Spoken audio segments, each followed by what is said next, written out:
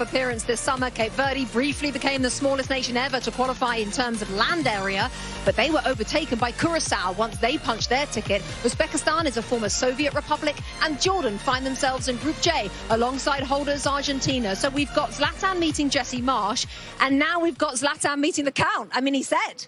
Yes, exciting, yeah. Are you going to go? Chips in the block, Let's see. A little bit nervous for him. He sounded more like a villain than me, yeah? With the... A little, with the accent. Okay. Accent was good. Okay.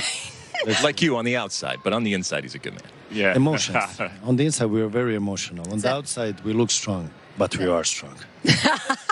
All right, let's talk about this new expanded format, Thierry. 48 teams, double from 1994 and up from 32 at the World Cup just 3.5 years ago in Qatar. How do you think that changes maybe the approach from the bigger teams, the middling teams and the smaller teams?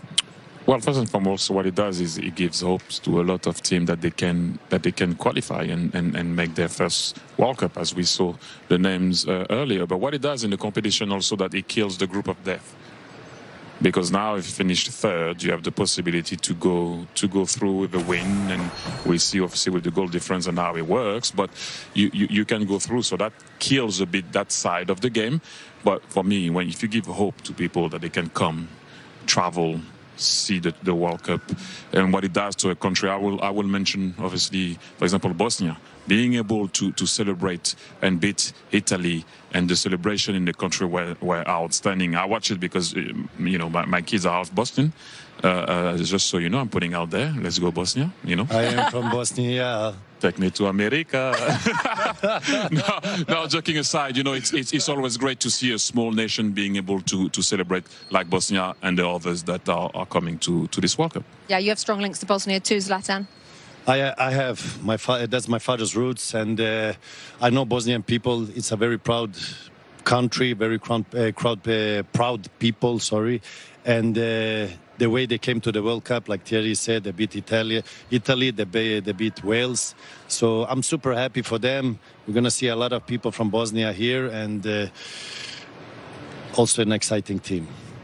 Okay, that's on the way. They're out, actually. The Canada players are out at Toronto Stadium to warm up ahead of this opening game for them against Bosnia and Herzegovina. They, of course, Alexei, didn't have to qualify as co-hosts. Canada, Mexico, United States have had friendlies for the last couple of years. But in your opinion, this expanded World Cup, you like it or no? Well, there's part of me that worries, and I think fairly, about the dilution of the talent and therefore the competition. But there's another part of me that...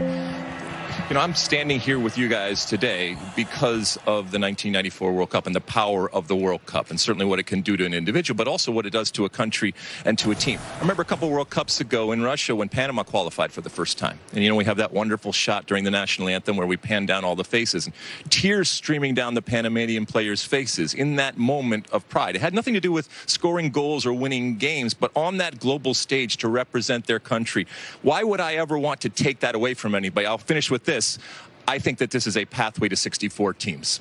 Oh, so wow. that's whether you like it or not, I think that eventually we're going to get to 64 teams. It's cleaner in the group stage. Two teams come out of each group as opposed to these third-place teams. My good friend David Mossy, he was talking about this the other day on our State of the Union. He absolutely thinks that this will lead to 64 teams. By 2030?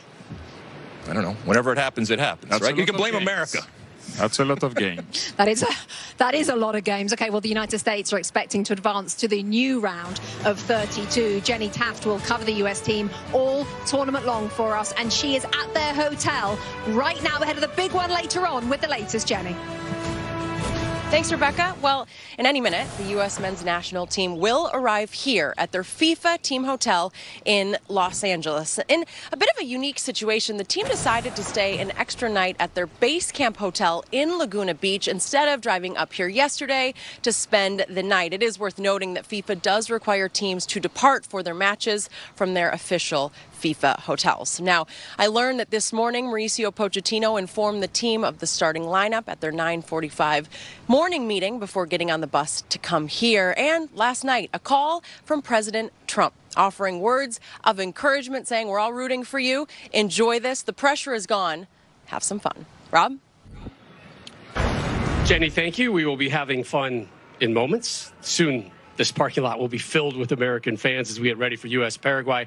Let's talk about this bus ride. It's been a conversation point off camera between the four of us all morning, all afternoon long. Your gut reaction when you found out the U.S. had to take a bus to a hotel to hang out, to take another bus just to get to the game site? Little strange. You know, I always had my morning routine where I'd wake up, I'd go for a 15-minute jog, you know, I'd have breakfast and kind of chill out. You know, I'm all about adapting, but there are some players that have very strict routines. So I don't know, maybe it breaks up the day. I mean, the day is long and you got a lot of meals and whatnot, but I do think it, you know, is a little strange. I would feel it being strange as a player to have to hop on a bus and then hop on another bus to get to the game later on. No, for sure. I agree with Carly. I mean, different strokes for different folks. Me personally, I'd rather be in the hotel that I'm normally staying in.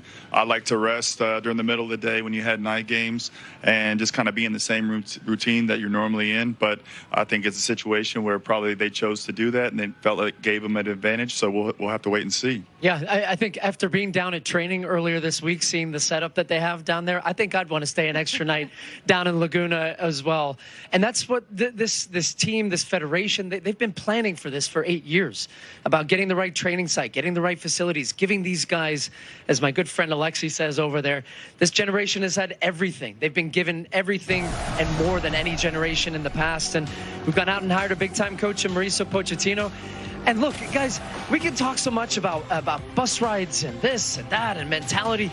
It's about what this team does tonight, and that's all that is really going to matter. And I'm excited that we can almost stop talking about this stuff and talk about the action on the field, and that's the best part of this. And I think you can make those moments an issue or a big deal. You know, if the collective chose to take the bus from the hotel to another hotel and then the hotel to the game stadium, you know, I think as long as they're all together, you know, and you're all on board with what's going on, you know, it's not going to be a problem whatsoever. Clint, what's the messaging to the U.S. players day of a game? When does it start? And when does it kind of end and you're on your own? I mean, it starts the night before. It's the preparation that you've done. You wake up, obviously you eat breakfast, you weigh yourself, making sure that you weigh yourself? We did when I played, making sure, because you're not losing, you know, you want to be hydrated. You don't want to be losing too much weight. You want to be at your playing weight per se and be ready to go. You want to do activation, make sure, do treatments, do everything you possibly can to give yourself that little bit of advantage. Eating right, like you would normally do on any day that you go train or have a game. I didn't always like to be too full because most of the time you trained in the morning, so I try to stay with that. But yeah, rest during the middle of the day, take a nap if you can, watch some TV, and like Stu talked about, riding to the game, listening to the music that reminds you of the grind, that the sacrifices you made that got to where you are, and the people that didn't able to make it, and who you're playing for and who you represent in your city, your state, your country, and go out there, show out and show up and show out. Just a quick note, Jenny's report. They got the lineup this morning. Maybe some guys slept a little better last night, not knowing if they were starting. Did you check your phone? Did anybody tell you if they're starting I'm or not starting. Yet? Okay. I'm not starting. And I don't have the lineup. Yeah. But I would start it. The U.S. Ranked as the highest team in Group D at number 17. Paraguay the lowest at number 40, according to the FIFA rankings. Remember, all they did, though, in South American World Cup qualifying was beat number 6 Brazil, top-ranked Argentina, and 16th-ranked Uruguay.